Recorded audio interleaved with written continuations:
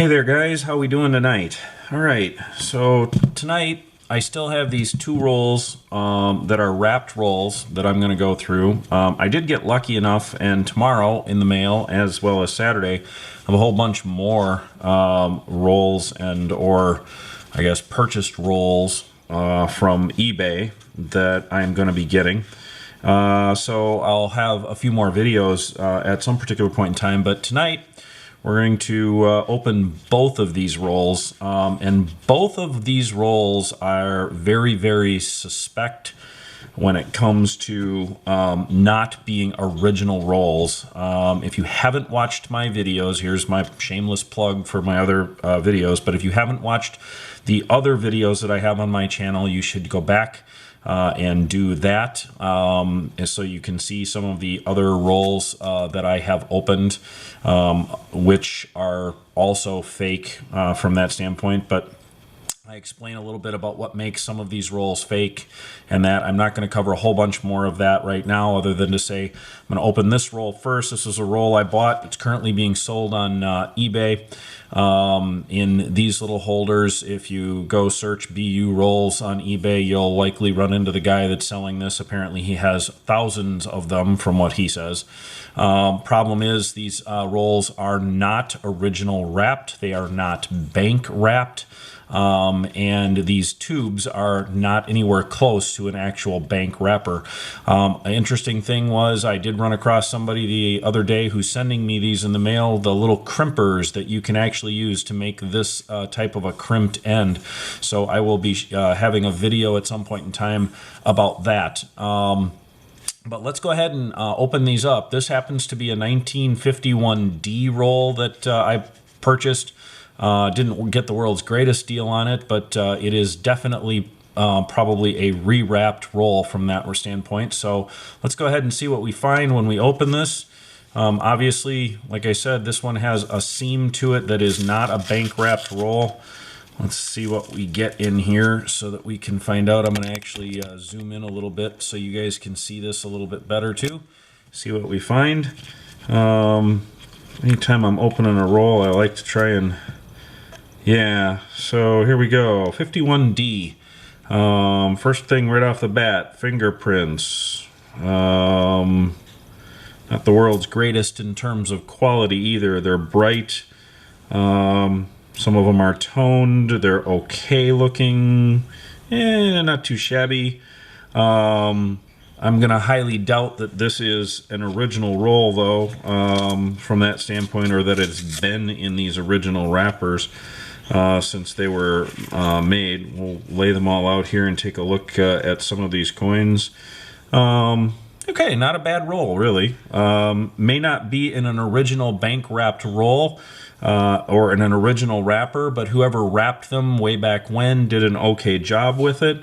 They're a relatively decent set of coins. So this one here is a good example, I guess, of, even though sometimes things are not original, from what they say. There's a big old fingerprint on that one. There's another one on that. That they may not be completely genuine from that respect, but from that other side of the coin, so to speak, they may actually be okay and decent to find or run across some things.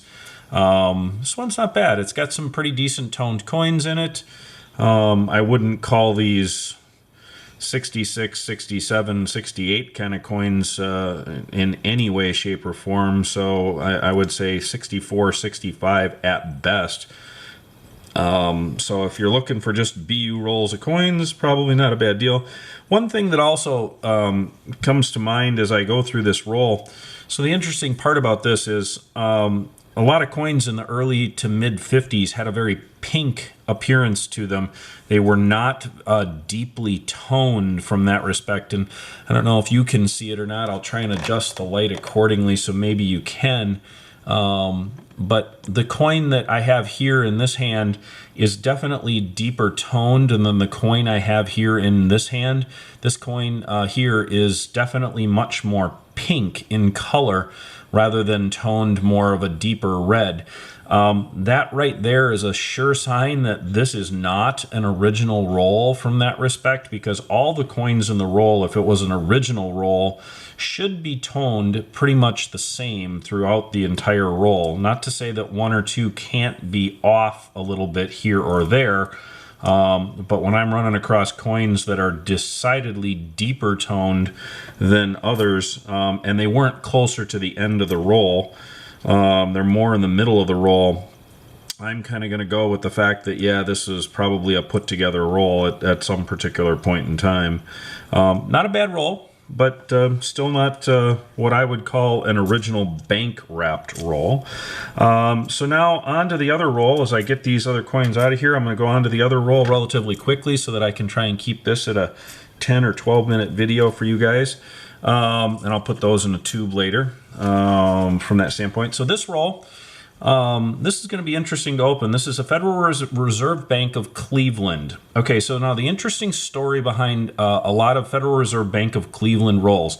Back in the early 1970s, and whether this story is completely true or not, I have no way of tracking it down. I've tried to do some digging, but have run into some roadblocks here or there. But there's a gentleman I read an article on several years ago as I was doing research on bank-wrapped rolls, and he said that the company that supplied the supplies for the Federal Reserve Bank of Cleveland had a theft one time, and it was an internal theft of somebody who stole a huge amount of pallets or boxes of the supplies that would supply the Bank of Cleveland, the Federal Reserve Bank of Cleveland.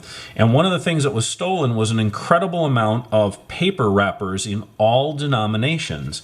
So there is a high likelihood that 90% of the Federal Reserve Bank of Cleveland wrappers may actually be fake, because after that theft, from what I understand, the Federal Reserve Bank of Cleveland didn't roll any more rolls. Now, this roll is from 1948, so this was significantly after that theft date, or excuse me, significantly before that theft date. But the thing that surprises me about this is this roll is not wrapped very well. It's actually a very loosely wrapped roll, which is also a sign of a bank wrapper that's not necessarily genuine. I can actually pick apart the end of this roll and pull this open, and probably pull some of those coins out and then put them back in and then stuff the wrapper back around it again.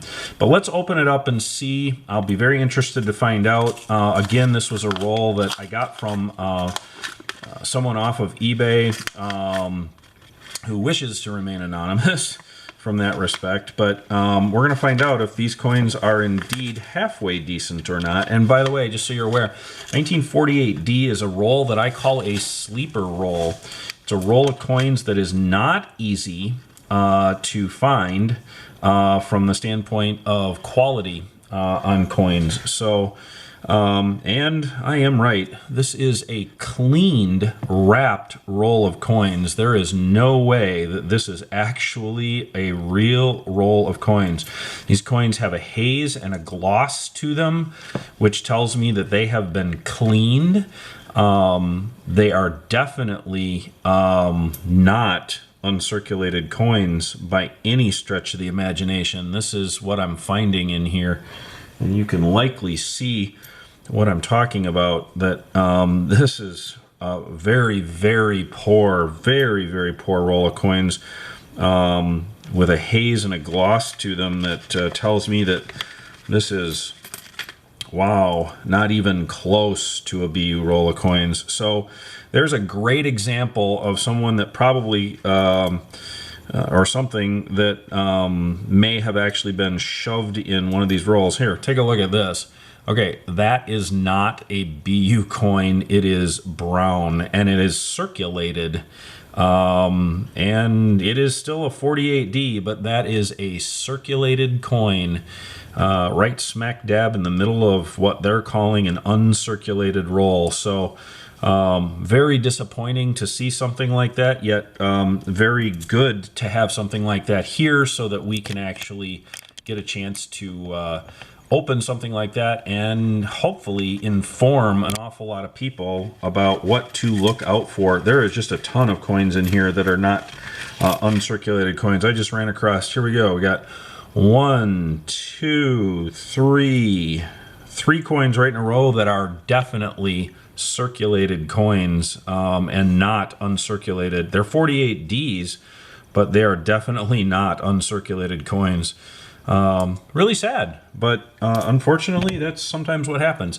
Well, there you go. We're a little over 10 minutes on this. I've opened 2 rolls of coins. One turned out to be a roll that, you know, shouldn't have actually, or wasn't in a bank wrapper, but turned out to be a halfway decent roll from that respect. The other roll was in a Federal Reserve wrapper and turned out to be a very disappointing roll of coins. I probably wouldn't even put those in a tube. I'd probably put those right back into circulation is what I'll probably do with those. So anyway, thanks for watching, and we'll hopefully see you again in another video.